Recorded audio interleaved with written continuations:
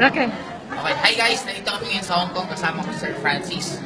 Ito, isa na naman na nag-work dito sa Hong Kong ngayon ay natulungan ng team. Ngayon siya na lang magkukwento kung anong nangyari sa kanya at ano yung mga susunod na gagawin. Sige po. Salamat po, sir. Actually, my name is Marhana Duga. I am only working here for 4 years. Pero sa Global po, 18 months ko lang po ito ginawa as part-time job. Okay. First 6 months ko po, talagang hindi pa ako nagkaroon ng downline kasi inaral ko ang negosyo.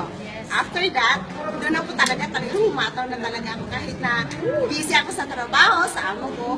Talagang siningit ko po kahit nasa siyara ko, nagtutulog ako sa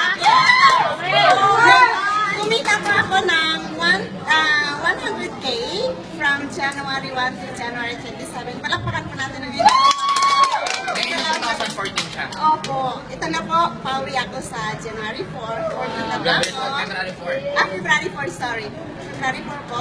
Pakiulit. Anong kinita mo? Tsaka bakit ka uwi?